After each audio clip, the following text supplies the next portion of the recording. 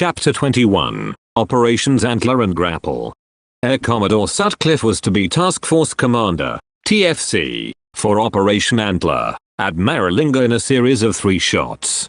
Group Captain Hugh Disney was to be his deputy. Both officers I found were extremely good to serve under.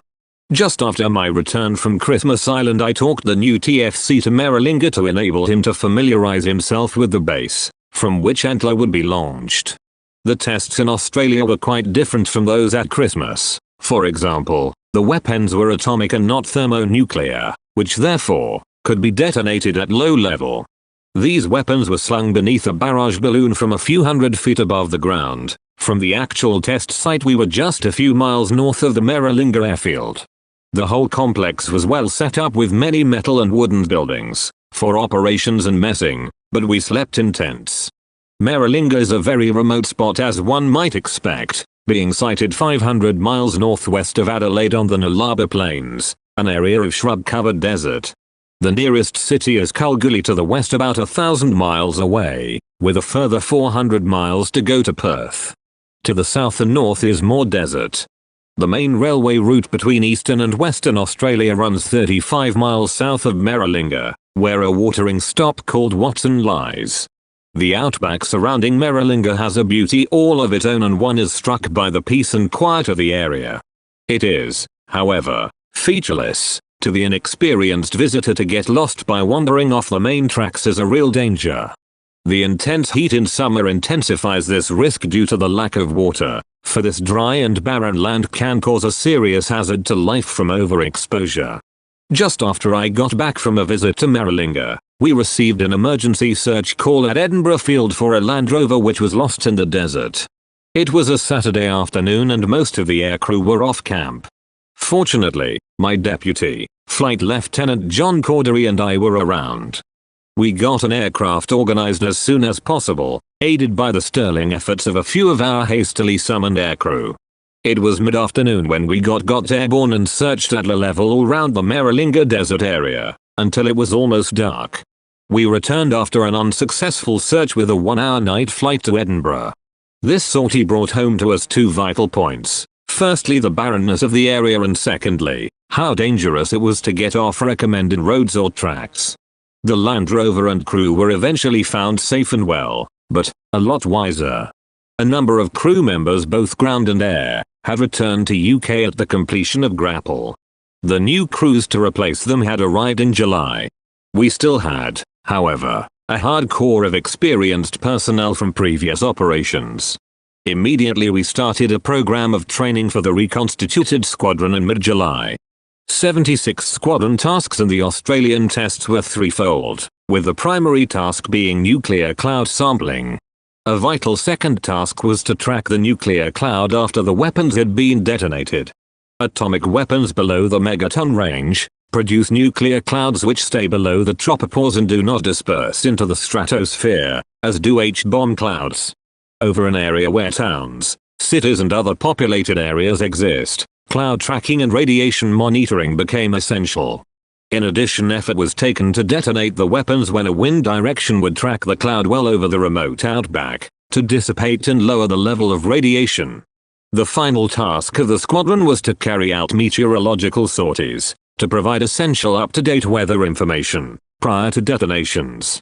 These sorties were flown primarily over the Australian Bight, where most of South Australia's poorer weather comes from. These MET sorties were in direct contrast to the remote overland sorties on nuclear cloud tracking. Shackleton aircraft flew low-level sorties and 76 Squadron the higher-level ones. One very enjoyable task we had been given, in between Grapple and Antler, was to carry out photographic work for the New Zealand government, a development that delighted everyone on the squadron. It meant that all our aircrews would get a visit to New Zealand. Subsequently, I flew the first recce flight to R.A.A.F, in the North Island, taking my old friend Wing Commander Sam McHardy with me. As a Kiwi, it gave him the chance of a trip home to see his family.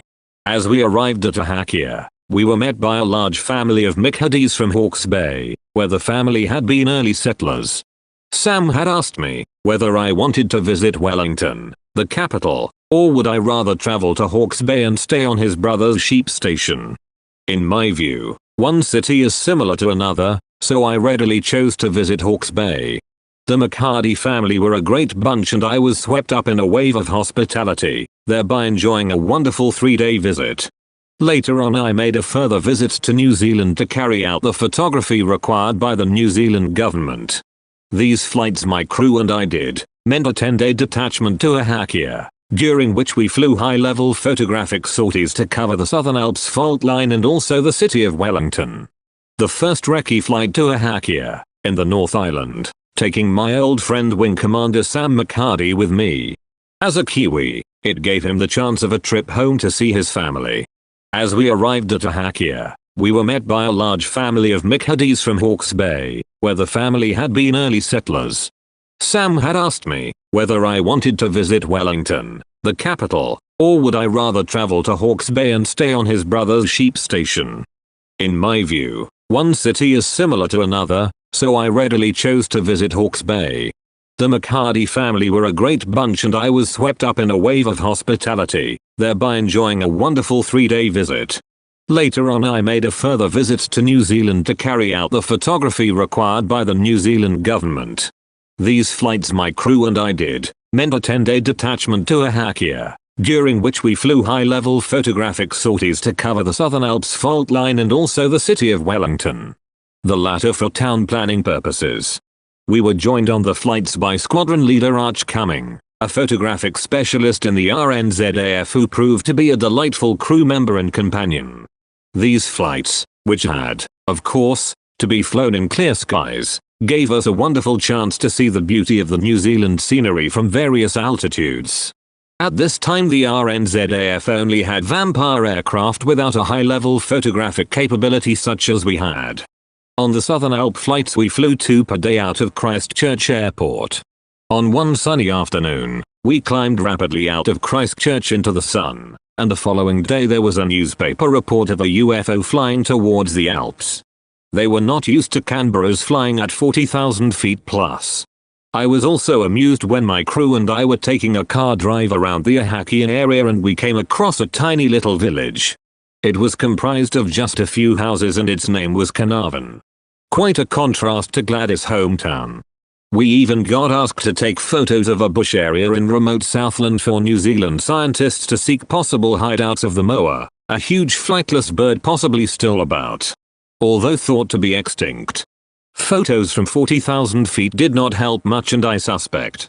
On returning to Edinburgh, with a night stop on en route, to take a visit to the R.A.A.F squadron detachment in Melbourne, we got ready to move to Maralinga for Operation Antler. On the 30th of August 7 of our aircraft and crews flew into Maralinga.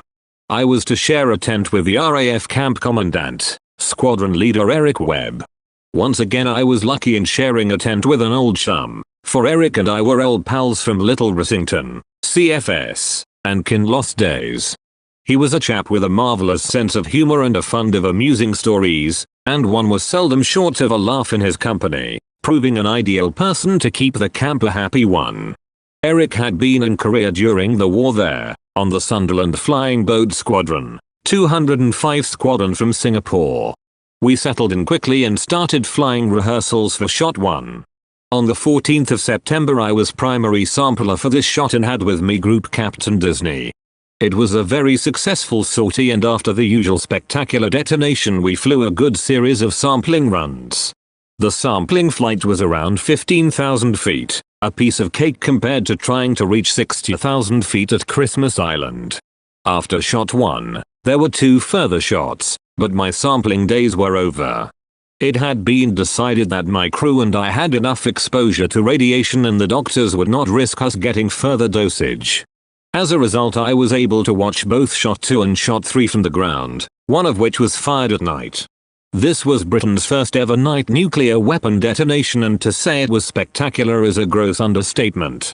I was now expecting to go home to UK in October, but it was not to be, because once again I was requested to go to Christmas Island for another weapon test.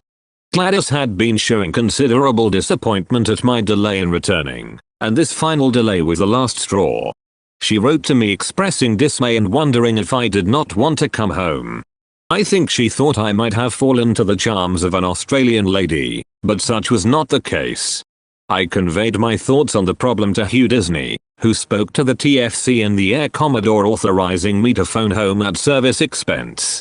It was a memorable call and Gladys was consoled, realizing the dilemma in which I had been placed. I was able to assure her on my continued love for her and my desire to come home soon. This would now be soon as I had been confirmed as a student on the next staff college course, at Grapple, to commence in January 1958.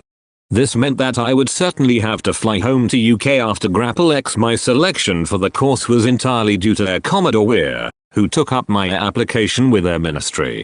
The call for applications had arrived at Christmas Island after the closing date. When I raised this point with Ginger R.A.A.F, he said that I would certainly not be penalized, because I was serving at Christmas. His effort on my behalf was successful and I was very grateful to him, a demonstration support which made him the excellent commander he always was. Sadly, this fine officer was to die of a heart attack prematurely only a couple years later, whilst on a tour of duty in the USA. I now prepared myself once again to go back to Christmas Island and renew my acquaintance with Will Fulton, and all the old Grapple team. My successor had been named and he would join me as an observer on Grapple X, before taking over the squadron at Edinburgh Field. Terry Gledhill was the officer named, and he, lucky chap, was appointed for a 1-year tour and be accompanied by his wife and family. How Gladys and Valerie would have loved that. The remaining Antler shots were curtain raises for the Grapple X, which was rumored to be a very large H-bomb detonation. The shots at Maralinga were successful and led to the necessary progress in weapon technique for the larger test to come at Christmas Island. In between shots I took Air Commander Sutcliffe to Perth, where we spent the night and got a chance to see this beautiful city. We landed at the R.A.A.F base at Pearce, north of the city. I enjoyed the openness and garden-like layout of Perth with its lovely Swan River and parks. This visit was one of my many like trips during my stay in Aussie. Because we had a tracking role, we had to visit all likely diversion airfields in the northeastern states of Australia. One especially interesting visit was to Alice Springs. As we approached Alice, we flew around the amazing in Grand Ayers Rock, standing 1,500 feet straight up from the desert scrub, red-sanded and stark in its own special beauty. Whilst in Alice we had a look at the unique Flying Doctor Museum and saw how the wonderful work of Father Flynn enabled the outback to open up. We did, however, have an amusing incident in a local bar. My crew and I were in uniform and enjoying a beer, when a scruffy old chap came in wearing an Aussie hat with corks dangling around the brim. This adornment keeps the never-ending Aussie flies off your face. We, ourselves, used a specially devised nylon rope switch which was made up by the barrage balloon chaps at Maralinga. It was very useful protection against the millions of flies ever present there. Anyway, the old boy in the bar greeted us and said, "You blokes out from the old country." We affirmed this, whereby he put a roll of £1 notes on the bar, and told the barman to get us a beer whilst he went to the gents. I said to the barman, "We can't take this poor old bloke's money for a beer." The barman replied, "That poor old chap, as you called him, owns a property about the size of your country and the roll he put on the bar is dingo money." When asked to explain, he told us that when the farmers came into town they bought a bag of tails from dingoes they had shot. For each tail they handed in, the police gave them £1, as the dingo was regarded as a pest to be eradicated. Just goes to show you that you should never judge people by appearances alone. This was one more example of how we really got to travel over the whole of Australia, a good deal more difficult in those days than it is today. The unique experience of living in the outback for 2 months at Maralinga was also a special experience never to be forgotten. The peacefulness of the bush and the clear fresh air are unique. Attached to the squadron on Operation Antler was an R.A.A.F Canberra crew. In addition, the OC flying was an Aussie wing commander, one Spike Marsh. He was a real down-to-earth chap and we got on well together. When it came to the turn of the Aussie crew to be nominated to do sampling, the R.A.A.F flight lieutenant was pulled out for reasons best known to them. I immediately proposed to Group Captain Disney that Wing Commander Marsh take over the crew and he agreed, a move that delighted Spike and all the 76 squadron chaps, for he was very popular. However, being the man he was, he named one condition: stressing that although I was one rank lower than him, I was still the squadron CO and he would regard me as such and take his instructions from me as an ordinary squadron captain. It was typical of him. I was so glad when he carried out a first-class sampling sortie on the final shot of Antler. When this news got back to the Aussies at Edinburgh Field, they were also delighted. The move raised my stocks there as well. It seemed such a natural thing to do, but it gained us all much more mileage than I would have expected. Spike went on to become a highly respected Air Commodore, which has always pleased me greatly. On all our operations we always had an aviation medical doctor along with us, who were specialists in radiology. Their task was to constantly monitor our techniques in avoiding unnecessary radiation. Apart from the exposure suffered by the air crews, there was a very considerable risk to our ground crew when servicing the aircraft that were highly radioactive. This risk was especially high when they had to get into the inner parts of the aircraft to remove or service equipment. A whole time they were working on the aircraft that had been on sampling runs. They had to wear protective clothing and be monitored for radiation dosage by a specially trained R.A.A.F regiment decontamination team, led by squadron leader Keith Bradbury, who was also selected for the next staff college course as I was. We struck up a firm friendship that lasted a lifetime for Keith and I and our families. On the 12th of October, Operation Antler ended for 76 Squadron as we flew back to Edinburgh Field to get ready to go back to Christmas Island. Before we left Marilinga, a world event of great significance occurred when the Russian Major Yuri Gagarin was launched into space in Sputnik I. We were told over the radio when we would see its trail of light passing across Australia. It was a wonderful and exciting sight as we picked up the spaceship moving at 18,000 miles per hour across the Australian desert night sky. We now had only a few days to get the crews and the aircraft ready to move up to Christmas Island, but by this time I was beginning to feel the stress of the past few months. They had been so successful that I started to experience misgivings as to how long our good fortune would hold. This, I suppose, was a natural part of stress, and I steeled myself to put such doubt aside. The job had to be done and the risks faced once again, and that was that. It was definitely a feeling of just one more hurdle and it would be over. After 10 months away, I was very homesick and longing to see Gladys and Valerie again, a feeling that didn't help. On the 20th of October, with Mike Ashby on board, away we went again for the long haul up to Christmas Island. We met old friends along the route who chided us at returning like bad pennies. At Christmas Island, in particular, all the old team had assembled and we enjoyed happy reunions with them, mainly in the bar. Once more I was to be sampler controller and fly Air Commodore Dennis Wilson on this important shot. We settled into the island, met up with all our old pals, the land crabs. This time there was to be a fundamental change in the operation, one that eased our task considerably. The weapon was to be detonated at height, off the southwestern tip of Christmas Island. The earlier tests had shown that there was no need to go right down to Malden Island. It was now considered that the weapon could be safely detonated near to Christmas. The fact that we did not have to fly the 400 miles each way to and from Malden enabled us to considerably reduce fuel loads. Consequently, at the lighter weight it would be very much easier to gain the necessary sampling height. Another bonus was that, if in trouble, the aircraft from at almost 60,000 feet could easily glide down to cover the few miles distance to Christmas Island airfield to land. 2 rehearsals were exercised before the actual drop and we found it was so much easier than before as we climbed out to the holding pattern above the southern part of Christmas. No longer the long trek down to Malden. There was, of course, some anxiety that the weapon was to be exploded so close to a military complex and the 3,000 men involved. However, there was a greater interest for all those men who had not been able to see the explosion on the previous tests. This time everyone would have a grandstand view. We all shared one great concern, and that was the fate of all those beautiful birds who inhabited the southern tip of the island.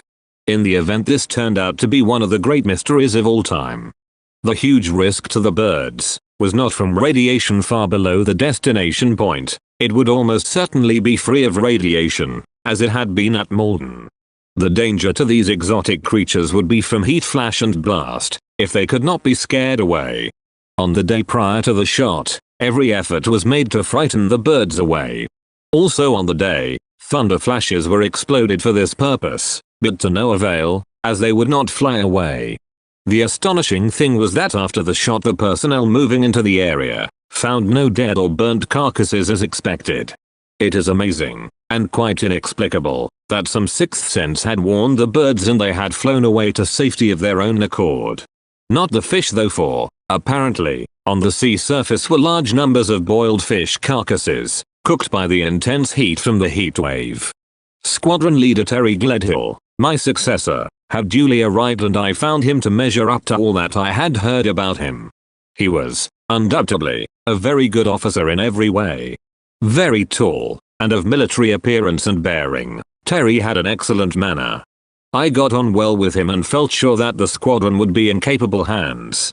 I was not wrong, for Terry went on in his career to rise to group captain, before, tragically, he suffered a terrible stroke, thereby forcing him to be invalided out of the service.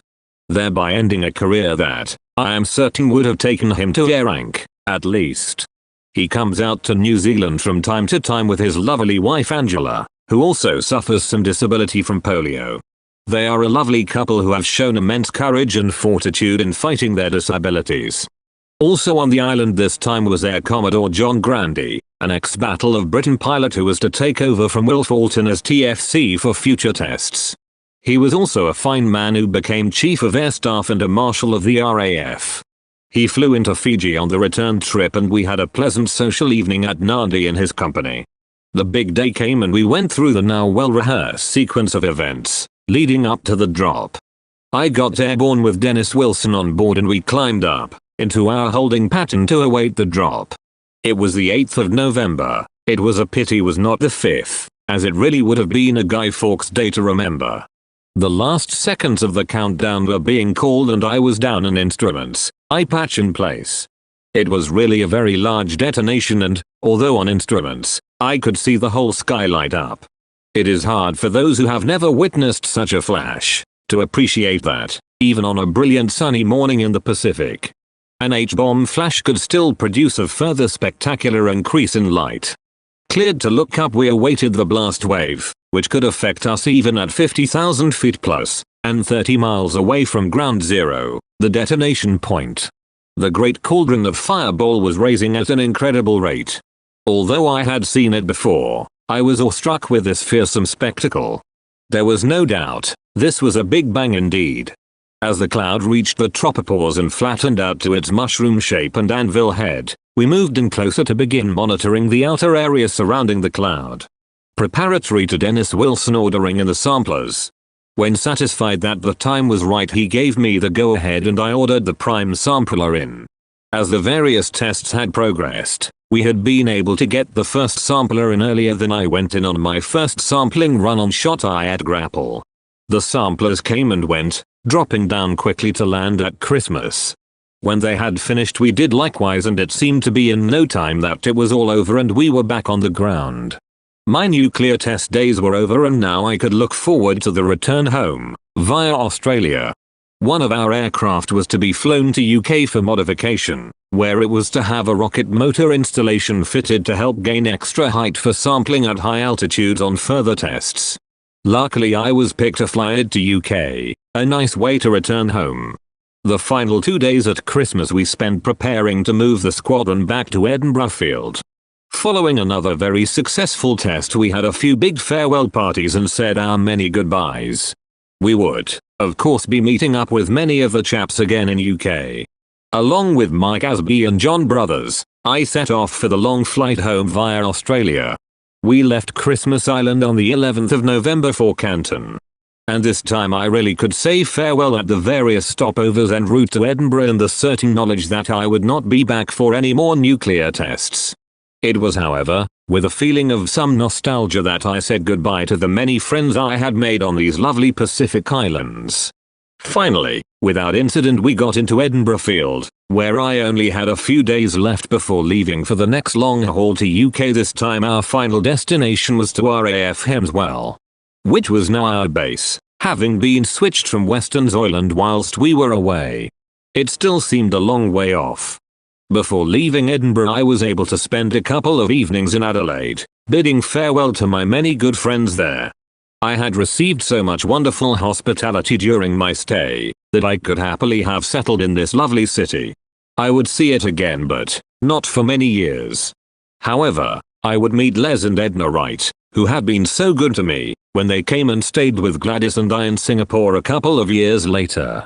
Meanwhile, I said goodbye to 76th Squadron and all the fine men I had been privileged to command. They were all here to see us off as we took off for Darwin, our first stop on the way to UK. The long flight over the outback was flown in perfect weather. Bob Brown was not with me, but Flight Lieutenant John Brothers was in the back with Mike handling the navigation. The R.A.A.F base at Darwin, which is also Darwin Airport, was always an interesting stopover and one I have now done many times. It is a huge change from the desert-like areas to the south, being one of lush tropical jungle surrounding the city of Darwin. The next stop was after a long 4.5-hour haul to R.A.F Changi in Singapore. I had decided to make this a break of 2 nights, so as to do some shopping and see Singapore again. I also had a very old friend there from Kinloss, Wing Commander Mike Mays, who was OC flying. Like so many others, I shopped in the famous Changi village. Little did I know then, but my future was going to be very much linked to Singapore. The rest of the route was to Ceylon, Negombo Airfield, now Colombian Airport, Sri Lanka, then up to Karachi and through the Middle East. We stopped the night at R.A.F Habaniyah, about 30 miles north of Baghdad. There was a very tense situation in Iraq at this time, which was shortly to get worse. Later, Habaniyah was to be isolated, apart from air supplies, for 6 months, and then the British were to leave Iraq altogether, following the overthrow and murder of King Faisal. The atmosphere of tension was very apparent amongst the R.A.F personnel and the Iraqis on the base. We were not allowed to visit Baghdad at this time either. However, it was a city that I would visit many times in the future, under quite different circumstances. The next sector took us to El Adam on the Egyptian coast, where we just got down before a sandstorm.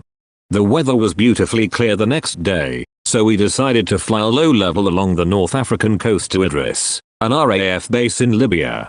This enabled us to follow the route of the World War II desert battles, so handsomely won by General Montgomery and the 8th Army. The famous battle names rolled past as we flew at 500 feet along the coastal route, Tobruk, Benghazi, El Alamein, and many other household names in World War II. We were now over halfway home and my thoughts began to wander to my reunion with Gladys and Valerie. From Ifris there was just one hop across the Mediterranean to England and land at Waddington, my old Canberra base, where we had to land to clear customs. It was only a brief stop, but boy, we knew we were in UK in winter, as we got out of the aircraft and felt the damp cold air hit us. The long spell in the tropics hadn't prepared us for this shock. Finally, I landed at Hemswell, where the CO Group Captain Slater had arranged for Gladys and Valerie to be brought from Scampton to meet me. It was a great moment. Ken Slater had been very good to Gladys and kept her well informed on news of me whilst I was away. He had also arranged for her to be involved in social events, kindly providing an escort. I had never met him before, but we had corresponded frequently. He was a fine CO. We were soon off to Scampton and Gladys had arranged for my car to be prepared and brought to Hemswell. Valerie had noticeably grown and was now blossoming into a beautiful young lady. It was strange at first to be with them after the 11 months absence, but we soon settled down together like old times. It had been a fantastic year, with so many memories, of places and people to talk about. I had been fortunate to have had a year of great success beyond my expectations. It had been a stage of my life which could never be excelled. It is one which has brought me some degree of fame, and certain rewards, which I would never have achieved had I not volunteered for the nuclear tests. It had been a tough year for Gladys and Valerie, for they had been stuck in a rather bleak part of England. I now looked forward to caring for their needs and to a year together at R.A.F Bracknell, the home of the R.A.F Staff College, where I would spend 1958. We were to move there after Christmas, and it would be a considerable change of lifestyle after the past momentous year spent traveling around so many parts of the world.